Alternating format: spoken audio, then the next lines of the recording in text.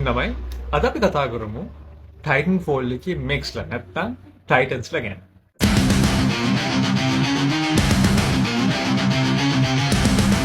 මේ ටයිටන්ස්ලා හදන්නේ ළමයි හැමොන්ඩ් රොබොටික්ස් කියන කම්පැනි එක 2100 දී මේ කතාවට අනුව.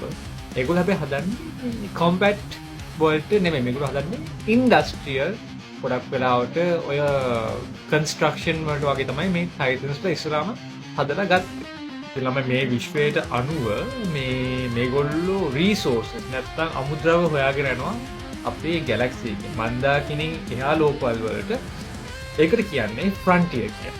ඉතින් එතකොට ඉන්ටර්ස්ටෙලර් මැනුෆැක්චරින් කෝපරේෂන් කියන ලොකු කම්පැනි එක මේ මෙක්ස් නැත්නම් මේ ටයිටන්ස්ලා අරගෙන මේ ඉන්ඩස්ට්‍රියල් ඉඳන් කොම්බැට් වලට මේගොල්ලෝ නිෂ්පාදනය කරන. මොකද ඒ ලෝකවල වල ඉන්න භයානක සත්ත්ව කොට්ටාශ එක්ක ගැටිලා ඒගොල්ලන්ගේ අර අමුද්‍රව්‍ය මේගොල්ලෝ එකතු කරනවා. ඉතින් ඔය IMC එක කරේ ඒ ලෝකවල තරණය කරලා ඒවල පොඩි පොඩි මිනිස්සු කොට්ටාශ කොලනිස් හදලා තිබ්බා. හැබැයි මේගොල්ලෝ දශක ගණනාවක් ඒ කොට්ටාශ අතහැරලා දාලා එකපාරටම මේගොල්ලෝ ආයෙත් එනවා ඒ අල්ලගත්ත ප්‍රදේශයන් ආයි ඩොමිනේට් කරනවා. ඒකට විරුද්ධව හැදෙනවා ද ෆ්‍රන්ටියර් මිලිෂියා කියන සෙට් එක. ඉතින් සෙට් එකේ ඉන්න හොරු මර්සනරිස්ලා ඉන්න හැම જાති මිනිස්සු ඒගොල්ලෝ කරන්නේ ඒගොල්ලන්ගේ ගෙවල්. ඒගොල්ලන්ගේ ප්‍රදේශයන් ආරක්ෂා කරන්න අර IMC එකට විරුද්ධව සටන් කරන එක. අන්න ඔතනදී තමයි ඔය ටයිටන් ෆෝල් කතාව ආරම්භය.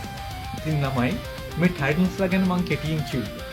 මේගොල්ලෝ අඩි 20ක් 23ක් උස ටොන් ගානක් බර සහ මේගොල්ලන්ට ඩිෆෙන්සිව් වෙපන්ස් තියෙනවා සහ ඔෆෙන්සිව් වෙපන්ස් තියෙනවා. මැෂින් ගන්ස් වගේ. ඒගොල්ලන්ට පයිලට් කෙනෙක් ඕනේ. ඒගොල්ලෝ AI ඇසිස්ටන්ට් AI කෙනෙක් ඉන්නවා යාළුවෙක් වගේ. ඒ AIට පුළුවන් පයිලට් නැතු වුණත් ඒ ටයිටන්ව කන්ට්‍රෝල් කරන්න. හැබැයි මේ ගේම් එක ගොඩක් ෆේමස් වුණේ අර ටයිටන් ආසුදින් කඩාගෙන බැටල් ෆීල්ඩ් එකට වැටෙන අන්නේ ඉෆෙක්ට් එක. ඕක වෙන්නේ පුතේ ඒගොල්ලන් ඉන්නවා ස්ටාර්ෂිප් එකක් තියෙනවා. ස්ටාර්ෂිප් එක තමයි මේ ටයිටන්ස්ලා ඇසෙම්බල් වෙන්නේ. ඊට පස්සේ ඒගොල්ලෝ ලොන්ච් කරනවා. ඒකට කියන්නේ හයිපර්සොනික් ලොන්ච් එක. මොකද ඒගොල්ලෝ විනාඩියක් ඇතුළත බැටල් ෆීල්ඩ් එකට කඩාගෙන වැටෙනවා. එන්න ඕකට කියනමයි ඕබිටල් ඩිසෙන්ට්. හරිද? ඒක වෙද්දී ඒගොල්ලෝ අපාටම ලෑන්ඩ් කරාම පොඩි ටෙම්පරරි ඩෝම් එකක් ෂීල්ඩ් එකක් වගේ හැදෙනවා. ඒගොල්ලන්ව ආරක්ෂකයන් සහ ඒගොල්ලන්ට නගින්න එන පයිලට්ට ආරක්ෂා කරන්න. එතනින් පස්සේ බැටල් එකේ වුණාට පස්සේ ඩැමේජ් වෙච්ච ටයිටන් ඉන්නවනේ. එයාව ආයි කලෙක්ට් කරනවා ස්පෙෂල් විඩෝ කියන ස්පේස් ක්‍රාෆ්ට් එක. මේ ස්පේස් ක්‍රාෆ්ට් එක ආයි අර ඕබිට් එකේ තියෙන අර අහසුර තියෙන අනිත් ක්‍රාෆ්ට් එකට අරගෙන යනවා රිපෙයාර්ස් කරන්න. මේ ටයිටන්ස්ලා ක්ලාසස් නැත්නම් චැසිස් වලට වෙන් කරලා ගන්න පුළුවන්. පළවෙනි ක්ලාස් එක නැත්නම් chassis එක තමයි the Atlas ක්ලාස් එක. මේගොල්ලෝ හරිම බැලන්ස් ටයිටන්ස්ලා. ඒගොල්ලෝ mobility and armor දෙකම බැලන්ස් කරගෙන යන ටයිටන්ස්ලා. ඒක වර්ගීකරණය කරන්න පුළුවන් මොනක් සහ වැන්ගාඩ්.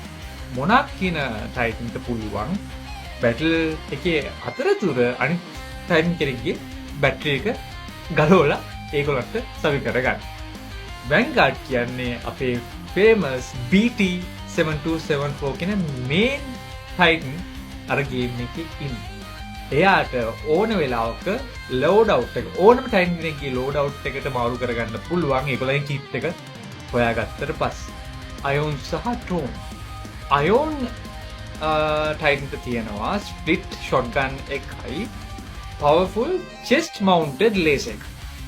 ට්‍රෝන්ට තියෙනවා 40mm කැනන් එකකින් ෆයර් කරන්න පුළුවන් ටාගටින් rockets. දෙවෙනි ක්ලාස් එක තමයි ළමයි ඕගර් ක්ලාස් එක. මේක heavy duty tank වගේ හැසිරෙන ටයිටන්ස්.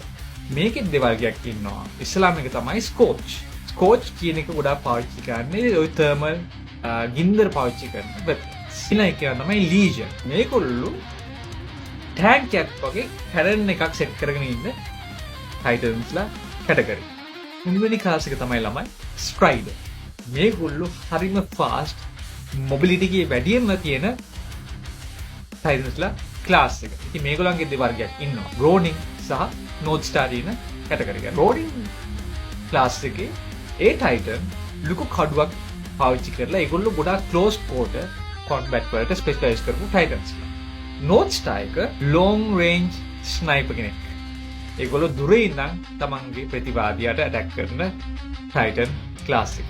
අද හැබැයි විශේෂයෙන් කතා කරන්නේ තමයි ওই වැන්ගාඩ් ක්ලාස් එක ගැන. ඒක තමයි අද BT-7274 අපේ මේන් ටයිටන් ඉන්න ක්ලාස් එක. මොකද මේක හදන්නේ the frontier militia එකේ SRS නැත්නම් ස්පෙෂල් රීකෝන් ස්ක්වොඩ් එක අර හැමොන් රොබොටික්ස් එකට එරෙහිව. මේ ටයිටන් අර හැමොන් රොබොටික්ස් වලට අයිති නෑ. මේ ටයිටන්ට පුළුවන් මල්ටි ප්ලැට්ෆෝම් විදියට අර හැම ටයිටන් කෙනෙක්ගේම qualities ස්පෙෂලයිසේෂන්ස් මෙන්න මේ එක ටයිටන් සතුව තියෙනවා. මෙයාගේ විශේෂත්වය තමයි මෙයාට තියෙන self aware AI එක. ඔයාලා දැකලා ඇති ඔයගොල්ලෝ මේ ගේම් එක ප්ලේ කරලා තියෙනවා නම් මෙන්න මේ කැරක්ටර් එක නිකන් ඔප්ටිමස් ප්‍රයිම් වගේ. හරිද? එයා වාගේ යාළුවෙක් ඔයාගේ ආරක්ෂකයෙක් විදිහට තමයි මෙන්න මේ ටයිටන් හැසිරෙන්නේ. මේ පයිලට් නියුරල් ලින්ක් එකක් තියෙනවා මෙන්න මේ ටයිටන් එක කනෙක්ට් වෙයි. ඉතින් එතනදී මෙයා මේ AI එක ගොඩාක් ගැඹුරු සම්බන්ධතාවයක් ඇති කර ගන්නවා මෙන්න මේ කනෙක්ට්ලා ඉන්න පයිලට් එක. තවදත් තමයි මෙන්න මේ ටයිටන් තියෙනවා රීජෙනරේටිව් එනර්ජි ෂීල්ඩ් එක. මේ ෂීල්ඩ් එක ටයිම් එකත් එක්ක වෙලාවත් එක්ක ආයි හැදෙන එනර්ජි ෂීල්ඩ් එක. තවදත් තමයි මෙන්න මෙයාගේ මේන් ක්වොලිටිස්. මෙයාට හෙවි ආර්ම් එකක් තියෙනවා අර ලීජන් ක්ලාස් එක වගේ සහ රෝනින් වගේ හයි මොබිලිටි ඩබල් ඩෑෂ් එකක් මේ ටයිටන් සතුව තියෙනවා. මේ වැන්ගාඩ් ටයිටන් එක එනවා සියර් කිට් එක. ඔය සියර් එකට කියන්නේ survive, evade, resist and extract. ඔය කිට් එකේ තියෙන ළමයි AI core එකක්, smart pistol එකක් සහ data knife එකක්. මේකෙන් වෙන්නේ පුතේ හදිසියේ ලොකු ඩැමේජ් එකක් වුණාම මේ ටයිටන්ට ඔය පයිලට්ට පුළුවන් එයාගේ data ටික extract කරලා වෙන ටයිටන් කෙනෙක්ට transfer කරන්න. ඉතින් ළමයි අපි B2-7274 කියන main ටයිටන්ගේ default weapons ගත්තොත් මෙයාට තියෙනවා XO-16A2 chain gun.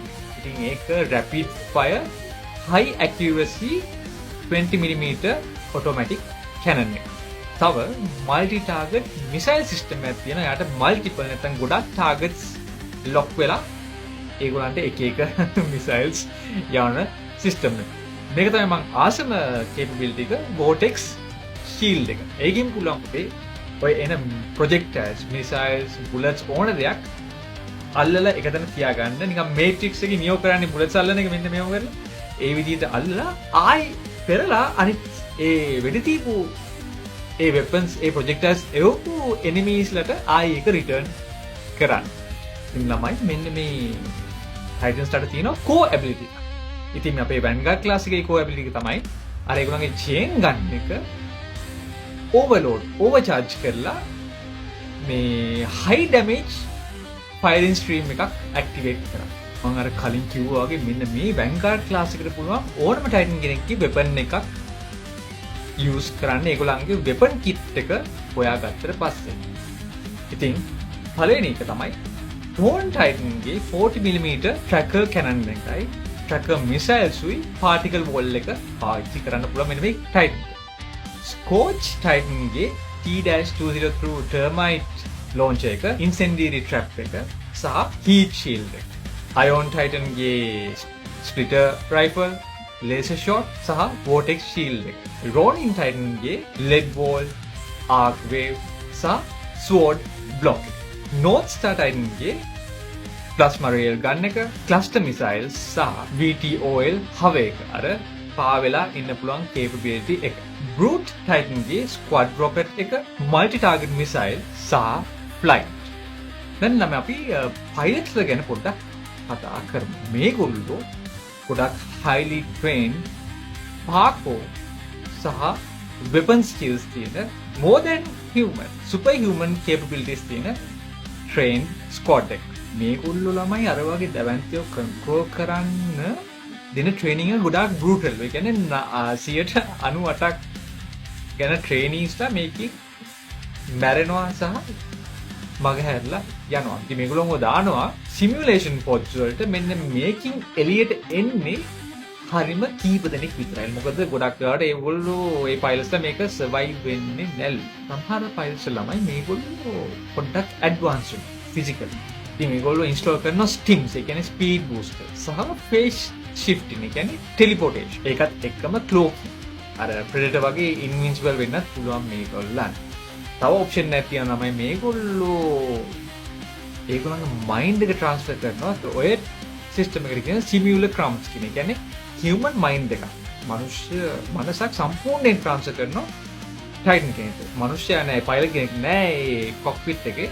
ඒ සම්පූර්ණයෙන් ඒ ටයිටන්ව කන්ට්‍රෝල් වෙන්නේ අර ට්‍රාන්ස්ෆර් කරපු හියුමන් කොන්ෂස්. මේ කතාවේ ෆේමස්ම කනෙක්ෂන් එක තමයි ළමයි ඔය නියුරල් ලින්ක් එක. ඔය හෙල්මට් එකෙන් තමයි ඒක එස්ටැබ්ලිෂ් කරන්නේ. ඒක හරිම ඩීප්. කෙලින්ම ටයිටන් කනෙක්ට් වෙන්නේ පයිලට්ගේ බ්‍රේන් එකත් එක්ක. ඒ AI එක්ක. ඔකට කියනවල ළමයි සිම්බයෝසිස්. අර තමන් ඇතුළත් කරන කන්ට්‍රෝල්ස් වලට ඩිලේ එකක් තියෙනවානේ. අපි ගේම් එකක් ගහනකොට මේ ගේම් පෑඩ් එකෙන් මේ සිග්නල් එක දුන්නාට පස්සේනේ අර කැරක්ටර් මූව් වෙන්නේ. මෙහෙම නෙමෙයි මේක වෙන්නේ. සම්පූර්ණයෙන්ම ටයිටන් ඉන්ටිග්‍රේට් වෙනවා ඒ පයිලට්ගේ කොන්ෂස්නස්. ඒ කියන්නේ පයිලට් හිතුවේ ගමන් මොකක් හරි මෙනු එකක් දුවන්න හරි පනින්න හරි ඒ ටයිටන් ඒක ආන්සර් කරලා ඉවරයි. ඒ කියන්නේ පයිලට් එක්ස්ටෙන්ෂන් එකක් වෙනවා ඒ ටයිටන් දෙන්නම එක යුනිට් එකක් බවට පත් වෙනවා. මේ හැම වැන්ගාඩ් ක්ලාස් එකකටම ඔය AI එකක් තිබ්බට ඔය BT කියන අපේ විශේෂ යාළුවා ටයිටන් එක තියෙනවා AI තියෙන AI එක පොඩ්ඩක් විශේෂයි. මොකද එයාට පුළුවන් පයිලට් එක්ක ඩීප් කනෙක්ෂන් එකක් ඇති කරගෙන පයිලට් සමගම මෙයාගේ AI එක ඩෙවලොප් කරගන්න. සා ඉගෙන ගන්න. ඔයාලා ඒ ගේම් එක ගහලා තියෙනවා නම් හොඳට තේරෙනවා BT අපේ ජැක් කූපර් කියන පයිලට් එක්ක ලොකු සමනතාවයක් කොට ගන්න ආකාරය. ඉතින් ඔය ස්පෙෂල් AI එකට එකේ මෙහෙ යන්න බැරි වෙන්න protocols තුනක් තියෙනවා. මේවා තමයි හරිම famous lines මේ game එකේ. protocol 1 link to pilot එක සම්බන්ධතාවය ඇති කරගන්න. protocol 2 uphold the mission එක සම්පූර්ණ කරන්න. protocol 3 protect the pilot. මේක තමයි විශේෂම command එක නැත්නම් protocol එක. මේ rules එක ඔයගොල්ලන්ට හොඳට බලා ගන්න පුළුවන්. අර game එක play කරනකොට හරිම ඉමෝෂනල් එන්ඩින් එකක් තියෙන හොඳ කතාවක් තියෙන හොඳ ගේම් එකක්. ඉතින් ළමයි මට පුරුද්දක් තිබ්බා ඒ කාලේ CD කරේට ගිහින් ඒ අයියට කියලා පෙන් එකට ෆිල්ම්ස් දාන ගමන් ওই ගේම් ට්‍රේලර්ස් ටිකක් පෙන් එකට දාගන්න. මොකද මට ඒ කාලේ තිබ්බේ හොඳ මැෂින් එකක් ගේම්ස් ප්ලේ කරන්න. ඒ නිසා අර ට්‍රේලර්ස් බලලා පොඩ්ඩක් ෂේප් වෙනවා. හැබැයි දැන් මේ ගේම් එක ඇවිල්ලා තින්නේ 2016.